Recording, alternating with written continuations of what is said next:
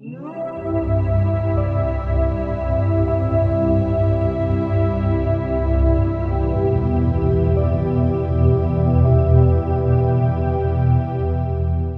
you very much, sir, for that warm introduction. All right. It was an honor for me to also look into the lecture of Dr. Goshal. We have, I think, a similar topic, but let me just share to you perhaps pertinent concepts with regard to understanding our learners. So, ma'am, may I share my screen? Sure, ma'am. Yes. Thank you so much. All right, so here. All right, so can you see my screen? Yes, ma'am. It's perfectly Thank you. visible. Thank you so much. All right, so I was thinking of what topic should I give this time, because last time I already talked about the different types of learning, which I'll be mentioning in passing, right? But this time I wanted to look into the different variables, right, in learning, which can actually affect the effectiveness of distance learning. So definitely, um, the education system, as mentioned also, no, has changed dramatically, right? With somehow the distinctive rise of e-learning, distance learning, the synchronous and asynchronous learning, whereby teaching is undertaken remotely and on digital platforms. So, according to a developmental psychologist and a professor in the University of California, there's actually a mismatch between the expectation and reality that can be difficult, no, especially for students, right? Part of that is because of certain important milestones that students tend to enjoy while being in school, while having the face-to-face classes. So like graduation, right? Other school activities. So it cannot happen anymore, no, the way we envision, right? And also traditional age students may struggle uniquely with the loss of certain coming of age experiences. So it's somehow it's a sad thing on the part of the students that especially for freshmen, no, when it's their first time to be in the university and they were not able to have a feel, no, of the college or university life, which was enjoyed by previous students. Okay, so I would like to also mention that since this is language academe. By the way, I'm from the Department of Psychology, so I'm not from the language department, but I'll be sharing with you something that we usually discuss in educational psychology. Okay, so we have to understand first and foremost that in order to assess learners' language proficiency, we have to understand that there are a lot of ways, right? Dr. Goshal mentioned certain rubrics a while ago, no, so the Bloom's taxonomy, that at some point we do not just simply focus on the lower order thinking skill, but we have to go higher, right? The higher order thinking skill about analyzing, evaluating. So there, no? So that is, to define success of language learning, okay, can actually be, can be defined, no, in many different ways.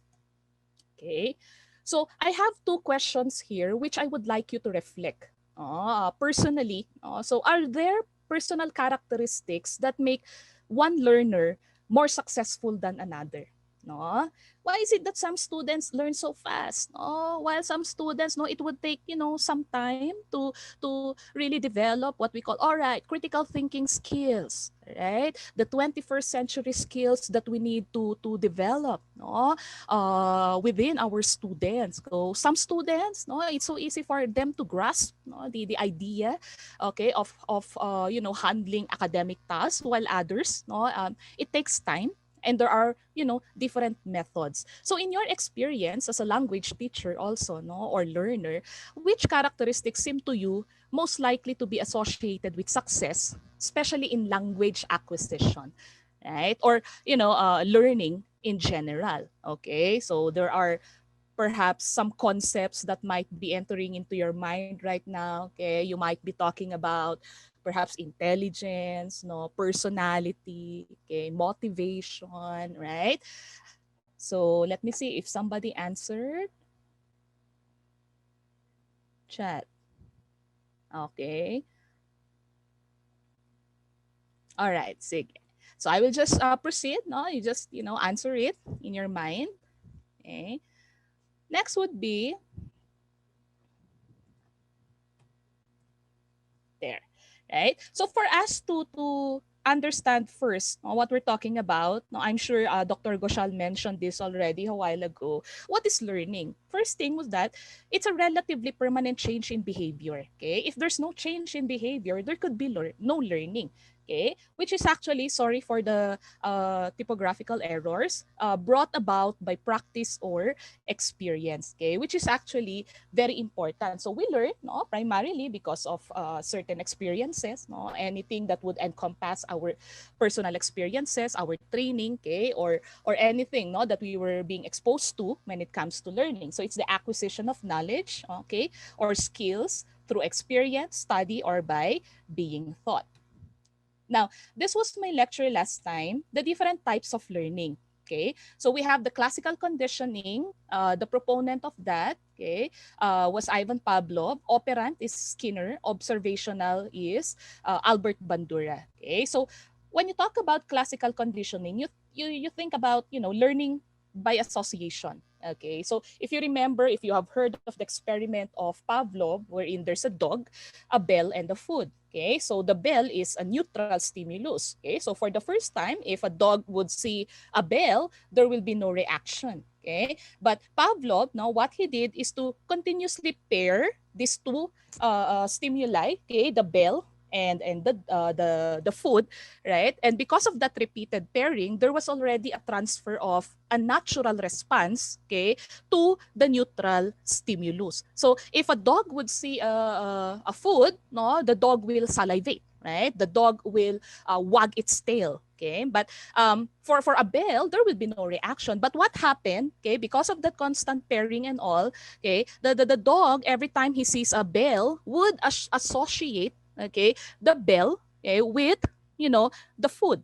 So every time the dog would see a bell, okay, the dog would salivate, no, and it would also wag its tail. So that was the experiment of Pavlov. And in human learning, classical conditioning can also be observed. Usually, this is done, okay, for younger learners, okay, wherein they would have that conditioning of the mind for them to learn, all right, new knowledge or new skills or whatever.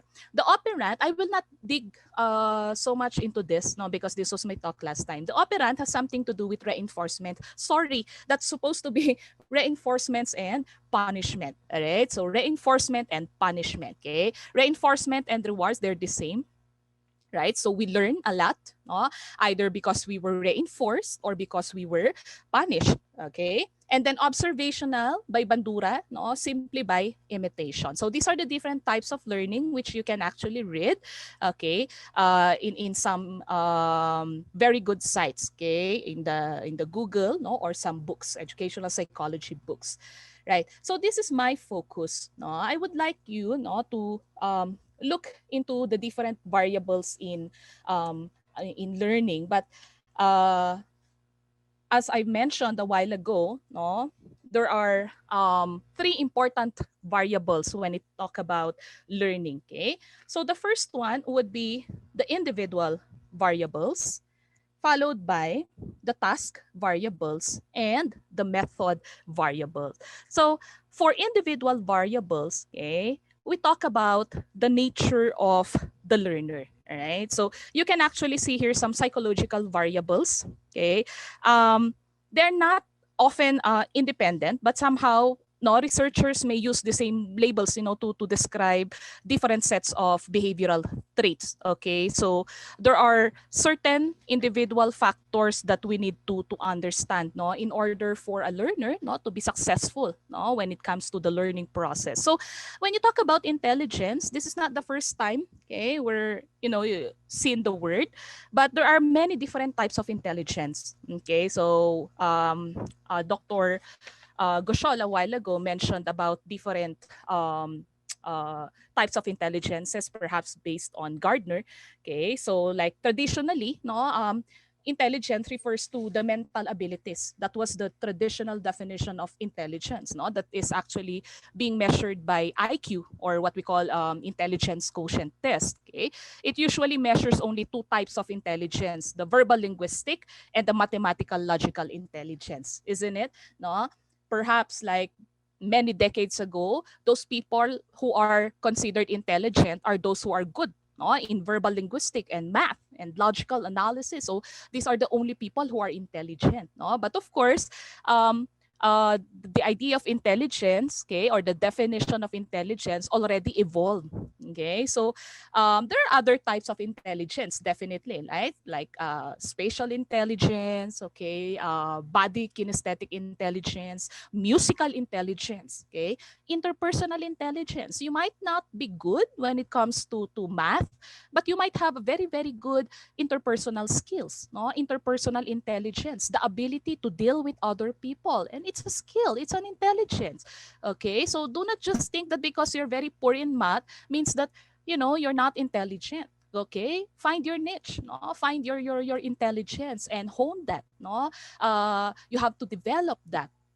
And of course, we also have the intrapersonal intelligence. These people are very, very good when it comes to personal wisdom, okay, self-reflection. That also affects the way they treat other people, no? That affects their way of life. So that's an, you know, a very important intelligence too, no? Having intrapersonal intelligence, okay. So of course, with linguistic intelligence, these are people who are very good in speaking, using words, no, writing, giving presentations, solving word problems, okay? And then logical mathematical, no, the use of numbers, no, calculations, okay? Logic, okay? And then spatial intelligence, no, there, no, drawing, painting, using, and, you know, many other forms of intelligence.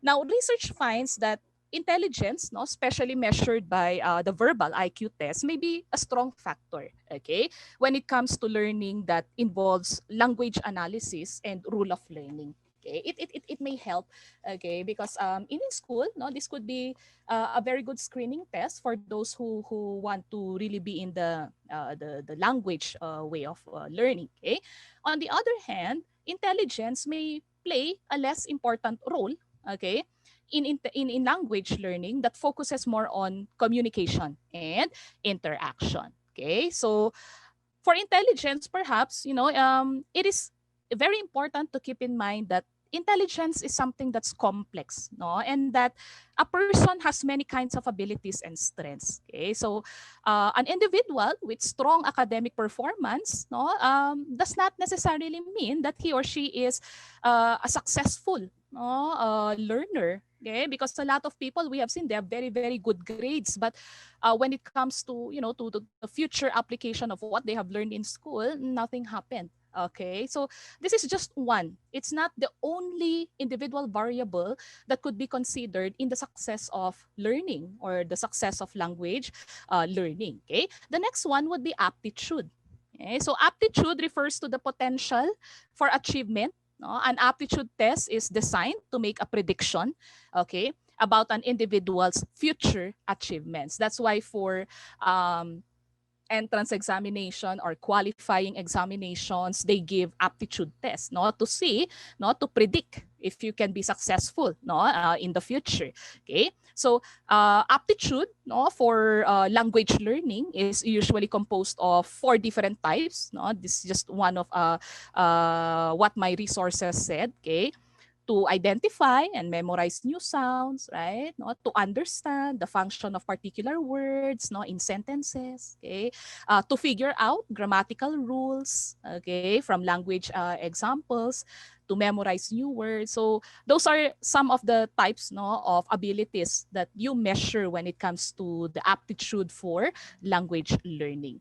Okay, now here are some findings that I saw. No, research findings. Earlier research revealed a substantial relationship between aptitude for language learning and performance in foreign language that was taught with grammar, translation, or audio-lingual methods. I'm sure your teachers have been doing this, especially in learning the English language. However, aptitude seems irrelevant to language learning with the adoption of a more communicative approach to teaching.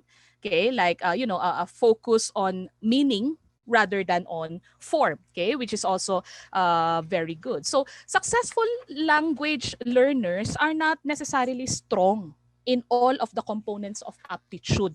That is what the research is trying to tell us. Okay, so some may have very strong memories, but only average ability to figure out grammatical rules. Now, teachers can select appropriate teaching approaches and activities based on learners' aptitude profiles to accommodate, okay, their differences in aptitude. No? That is why it's also good, no, to look into the results if the school, no, will allow that. No? We have to understand the concept of confidentiality. Okay, so the department head, the department chair can come up with certain aptitude tests so that they will also have an idea, no, about the result and what can they do, all right, to help the students having, different scores when it comes to aptitude. Okay.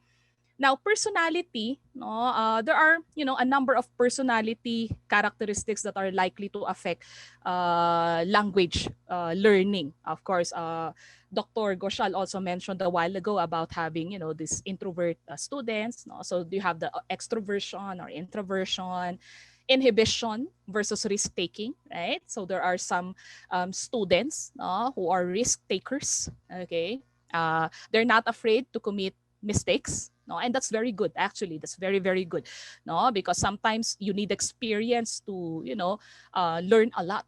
Okay, so take the risk, get out from your comfort zone, no, have the courage to learn something new. Okay, self-esteem, of course, no, can also be a part of personality. That self-confidence, no, that you have, and then anxiety would also play into the scene, no, and of course, no, empathy also. Okay, so for some researches, some studies have found that learners' success in language learning is actually associated with extroversion. Okay, such as being assertive, no, being adventurous, while others have found that many successful language learners do not get high scores on measures of extroversion. This could be a very good research gap, and you might want to look into this. No, will extroversion and introversion significantly make a difference, okay, when it comes to language learning, because there's conflicting research findings. So you might want to do that.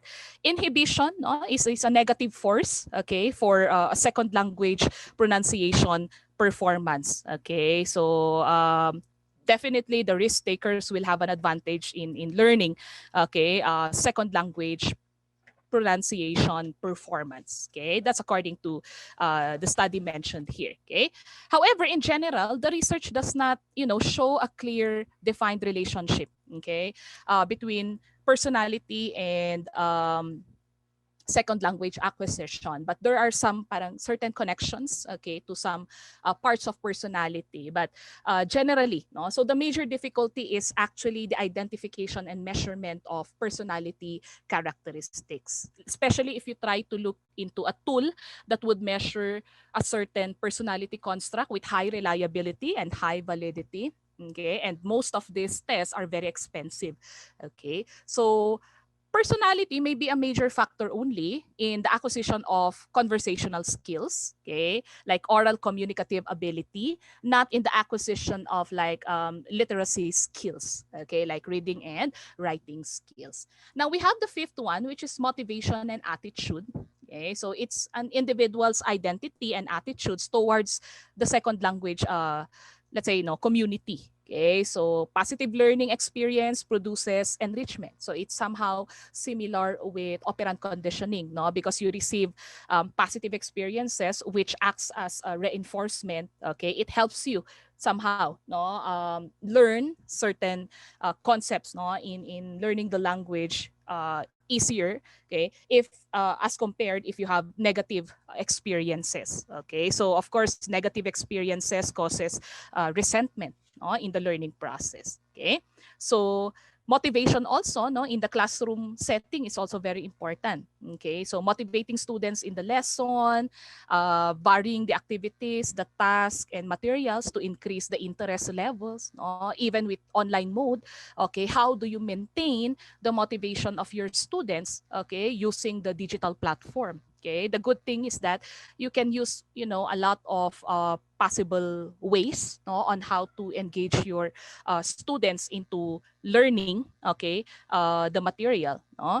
So using cooperative, no, rather than competitive goals to increase student self-confidence. I think this is very important. Do not, allow that competitive kind of environment in your class. No, use, a collaborative way of learning, more collaborative, not competitive. Okay, so being cooperative, being, to collaborate with each other so that they learn from each other, not to compete, okay, with each other. So you also have to create, supportive and non-threatening learning atmosphere. You should be a source of inspiration for your students, not a source of frustration. Like if you try to analyze who you are right now as a teacher, are you a source of inspiration or are you a source of frustration? That if students will think about you, how would they feel? Would they feel, fear that would stem from the amygdala? No? Or they become so rational, it's the frontal lobe that works. They appreciate your effort as a teacher. No? They see you as a source of inspiration. They see you as a motivating factor. Okay.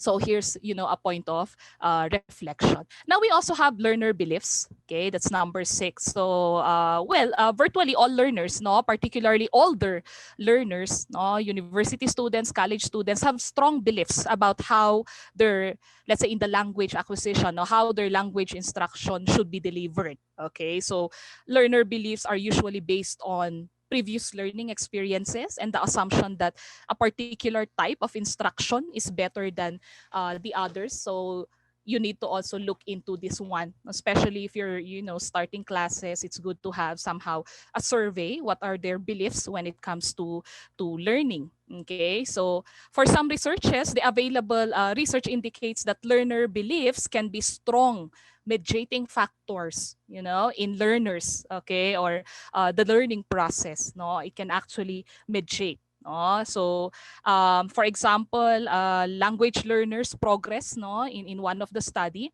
negatively negatively affected by an instructional approach that was not consistent with their beliefs, okay, about the best ways for them to learn. So it might be good to also to explore about this so that you also know what to do, no, as a teacher on how to address, okay, this individual variable. Okay, so the possible implications of this would be like, when learners' preference for learning, whether due to their learning styles, okay, or to their beliefs about how language are learned, okay, it will influence, the kinds of strategies they choose to learn, no, from new material. So as I mentioned a while ago, teachers can actually use this information to help learners expand, no, their repertoire of learning strategies, and thus, develop greater flexibility, no, in their second language learning. Okay, so that's for learner beliefs. And definitely, let me just go back. Okay, so maturation is also important. Maturation talks about the readiness of the learner. Okay, so it's very important that the learner is actually ready, no, to learn important uh, concepts. Okay, so this should be assessed, no, by the teachers as well. Okay, next would be the task variables. Okay, so this would also somehow affect, no, the success of learning. So when you talk about the task variables, we're talking about the nature of the learning material. Okay, so we have the length of material, meaningfulness of material, difficulty of the learning material, and of course, the organization is also very important. So the length of material, if the length of the learning task exceeds the memory span of the learner, okay, the time taken to learn will be more, no, and somehow a little bit difficult. That's why you have to consider, like when you post, no, in the online platform, there should be somehow a limit, no, to the academic tasks or learning materials that you will be posting there. No? It's like Dr. Goshal a while ago showed to you a very short film. It's like 1 minute something, and that's good enough. No, because we do not also want to saturate our students. No, with being exposed to many, that information overload that they do not tend to learn anything. No, so you have to be careful with that also. Meaningfulness of the material. So we do not just simply give and give and give and give and give a lot of PDF, a lot of TED Talks, a lot of, YouTube materials. We have to screen. Are they even meaningful? Okay, is this really important? Okay, is this really necessary? Okay, what will the student, learn, no, from this material? That's a reflection, no, that you need to think a lot. No, is this really necessary? So sometimes, no, in the syllabus, okay, I don't know if you have a syllabus, no, the syllabus will guide you, no, on what you're going to teach for the whole semester. But sometimes, no, you have to also look into the time that should be allotted for a particular chapter. Okay, so you focus more on what is essential. You focus more on what is important. Okay, so that's the meaningfulness of the material. Because if students find, no, that a material is meaningful to them, learning will be very, very easy. No, it comes so naturally. But if they cannot find meaning in what you are teaching them, okay, it will be very difficult. It affects, the learning process. It affects the motivation to learn, because you're giving them too much. Okay, difficulty of the learning material. Okay, so if you're having, it can't be helped but to teach them a very, very difficult subject. No, you have to think, no, how am I going to teach this in a way that the students, no, will understand? It's not about, like, portraying that you're very intelligent, that you use highfalutin words. Okay, don't do that. You make your words as simple as possible.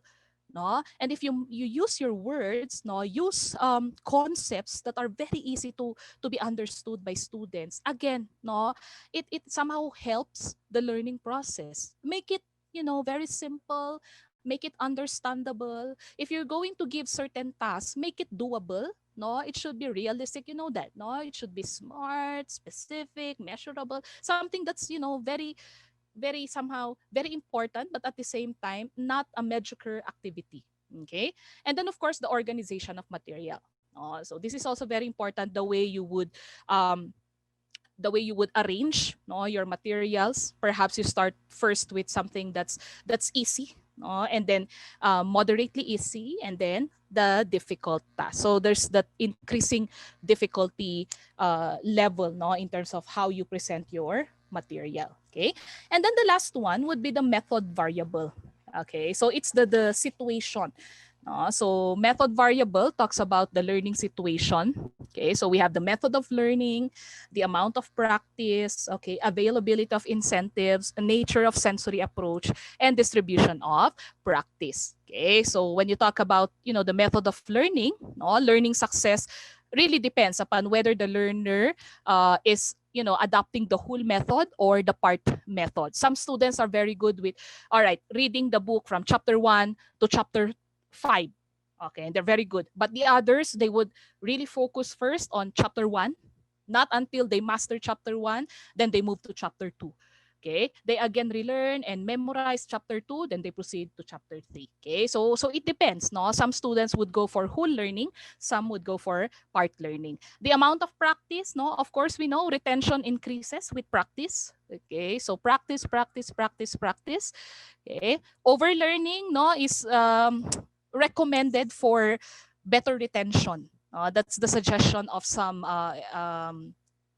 educational psychologists, because it will not be easy to be forgotten, no, for certain skills, no, that you need to look into. Availability of incentives, no, it has been found that availability of incentives in learning situation actually encourages better learning and longer retention. So again, with operant conditioning, Skinner, more on incentives, not on punishment. Okay, so we do away with too much punishment. Okay, it doesn't usually work. The children or the students or the learners comply out of fear, not out of love for learning. So that's our goal. We have to inculcate the love for learning. They want to learn, they follow all the instructions, they do all their tasks because of love of learning, not because of fear, no, not because of panic, not because of anxiety. Okay. And then nature of sensory approach. Okay, so senses are the getaway of knowledge. Effectiveness definitely of learning depends upon the number of senses involved in the learning process. So later I'll be showing you the different learning styles, which was also discussed a while ago. And then the distribution of practice. Okay, a learning strategy where practice is broken up into a number of, short sessions. Okay, over a long period of time. Okay, so these are the different variables, no, in learning that you need to actually consider, no, in teaching, okay, or in the acquisition of learning. Okay, so let me proceed to the next one. I would like to relate, no, learning with distance learning, which we are experiencing right now. Of course, we know the different definitions of distance learning. So this is learning styles. Okay, this is based, on the possibility that individual, learn in how do you call that, in various manners. Okay, so each individual has actually, a natural or preferred way, no, of learning. Okay, so this was the one also mentioned a while ago, the different learning styles. So um, discussions of learning styles have been popular, no, for many decades now. Encouraging educators to teach to different learning styles has, almost become a cliche. This is both, a good and a bad thing. Okay? On the positive side of the ledger, the commonality, of this discussion suggests that almost all teachers, no, are now aware of the concept and are trained, okay, to vary their educational methods. On the negative side, however, it may be that we have stopped, examining the issue critically and thus stop innovating in its application. So as such, like a short discussion of this topic on learning styles is certainly germane, no, to what I would like to talk now. So the reader should be aware that, this discussion cannot hope, to cover everything. No? You, as my participants right now, okay, I cannot cover everything, but I can just simply share that perhaps most interestingly, like the American Psychological Association asked a group of, renowned cognitive scientists to examine the literature on this issue, no, and offer a scientific analysis. In essence, this report argued that few, if any, valid empirical studies had been completed on this concept, and that such studies um, really, no, should be done before more work on the implementation, okay, and perhaps the application. Right. So thus educators today should understand that although, we discuss the concept of learning styles, okay, although this is controversial, um, we still have to look into the importance of the different learning styles. Okay, so we have to be careful also, no, about its application. So a traditional discussion, okay, of learning styles often contrasts the visual learner with the auditory learner. Okay, so the visual learner is one who learns best by using materials that can be processed visually, no, such as pictures, no, you can see there, okay, films, charts, diagrams, no, and the like. And in contrast, of course, the auditory learner prefers to process the world, no, through the sense of hearing. Okay, so they learn best when concepts are explained orally, often through lecture, no, and discussion. So a while ago there was a mention of the podcast, okay, that some students enjoy learning even by simply listening. Okay, so the kinesthetic also, the reading. Some students would actually enjoy, no, PDF files. No, if you send them ebooks, they love that. Okay, but others do not appreciate it. No, they want to have a recording. If there are no PowerPoint possible, that the teacher can actually record. Okay, so it really depends. So now there's, somehow little discussion on also with um the importance of this, no, when it comes to like the success of language acquisition, no? Because it would really depend. And then also the nature of learners are changing now. That is why they would simply focus on the active learners and the reflective learners. Diba? I think it was by Felder and Solomon, no, where they have differentiated between what they call the active learners versus the reflective learners. So this is an interesting differentiation that may be more relevant, than the division discussed here, no, the visual, auditory, reading, kinesthetic. Okay, so these are students, no, like when you talk about active learners, these are students who learn best when they do something active, okay, to the learning material. Okay, so these are students who would, learn best when they have to explain it to others. Okay, quiz each other, all right, or uh, teach a lesson to other students. Okay, so there. In contrast, when you think about reflective learners, no, they learn best when they ponder over what they are internalizing. Okay, these students do best when they are left alone to think, okay, untangle, no, and apply the lessons.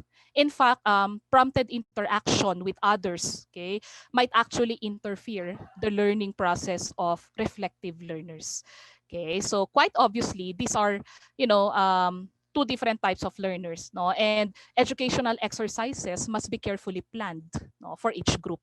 Okay, so in light of the fact that we could, never cover the totality of the literature on learning styles in a brief summary. Okay, so we have to create certain, guidelines also for consideration, no, for these learners. So paying attention to each of these should at least provide you with, somehow a foundation upon which further refined applications can be built. Okay, so while the research on learning styles will no doubt advance over the next many years, okay, keeping certain guidelines in mind, okay, will allow us to use new developments, okay, to benefit, no, to the benefit of our students or learner. Okay, so just the background on the different learning styles.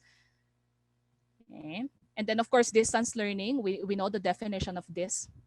So we are separated from our teachers. It created a lot of psychological distress, no, for some students, even for teachers. It's not easy to work from home, juggling all the academic tasks with the family tasks, no, taking care of children also. Okay, and at the same time, that is why they said that loneliness could be the next epidemic, no, because some people experience loneliness by being away with their friends, from their partners, okay, not being able to have a social life. Okay, so yeah.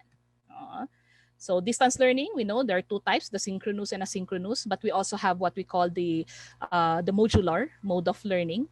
Okay, so this was intended to be, somehow a good workshop, okay, for all of you. Like later on, no, if you want to create certain activities, no, especially for online or distance learning or for modular students, how are you going to create, no, or what will be the activities that you will put for visual learners, for auditory learners, for reading learners, okay, for kinesthetic learners, or even for active learners and reflective learners. All right, so we have to be also inclusive when it comes to the activities that we will give to our students. Okay, there. So how distance learning, no, appeal to learning styles, okay, because we're talking about learner, no, like perhaps some of us here, okay, belongs to the old school, no? So when that's when this pandemic came, no, there was a switch from classroom courses to online courses. It's actually surprising that we were on board.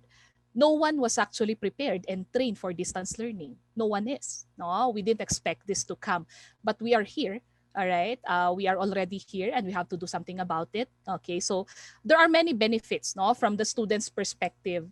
Okay, of course, we do not discount the fact that there are also disadvantages, but let's face it, online learning removes all of the hassles, involved with getting to class by specific time. Your class would be like 8 o'clock in the morning. Okay, you can just simply wake up by 7:45. No need to rush, right? So this could be an advantage. Studying online also, is just more convenient for some students since courses can take place anywhere. You could go to the coffee shop, you go to a place where there's internet connection, and you can learn there. Okay, plus they can review course materials repeatedly. No, so there are also no parking struggles, for those students and faculty who are driving.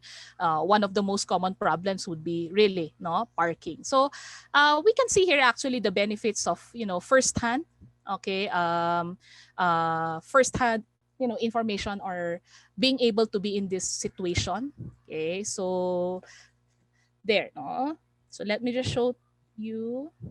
Yeah, so instructors, okay, can use, sorry, I cannot see there. Yeah, so instructors can actually use many teaching tools within a single course so that their classes appeal to various learning styles. Okay, so here are just few of the examples.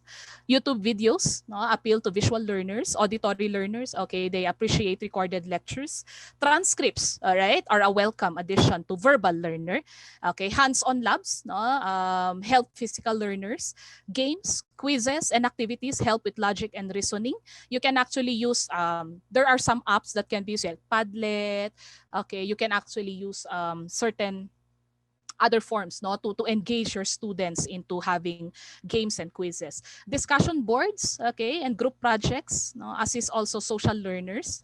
And self-reflection through journaling is also enjoyed by the solitary or reflective learners. So definitely skills are learned through repetition, as mentioned a while ago. You can't learn how to play the piano without practicing, right? You can memorize all the different parts of the piano, but if you're not going to play it, you will never become a good pianist. Okay, so instructors also use repetition to help students learn and remember various concepts in their courses. So in an online course, instructors utilize repetition by introducing a concept, then reinforcing that concept through the tools mentioned here. So a marketing instructor, for instance, may lecture on the 4 P's of marketing, have students listen to a podcast, okay, created by a marketing guru.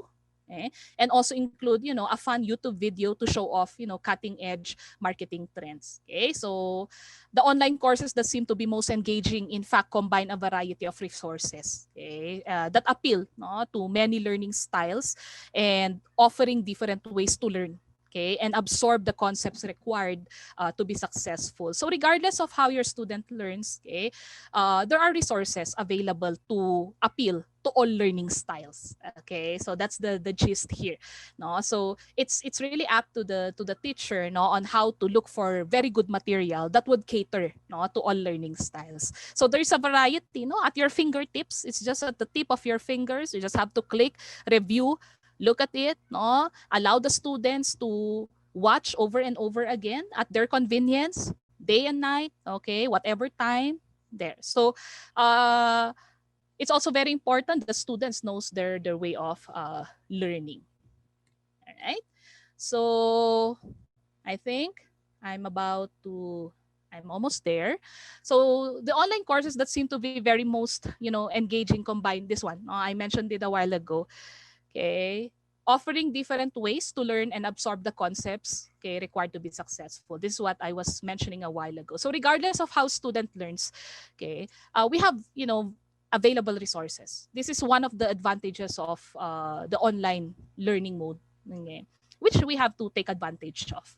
Okay, rather than ranting and complaining, you just have to maximize what we have right now, okay, and be thankful, okay, for all these advantages that we need to use also. Okay, so there. And yeah. Okay, so my point is that as learners, okay, or even teachers also, it's very important that we respect diverse talents and ways of learning. No, there are many roads to learning. People bring different talents and styles of learning no, to college or even in school. Brilliant students in the seminar room may be all thumbs up, no, in the lab or art studio. Students rich in hands-on experience may not do so well with theory. Students need the opportunity to show their talents and learn in ways that work for them.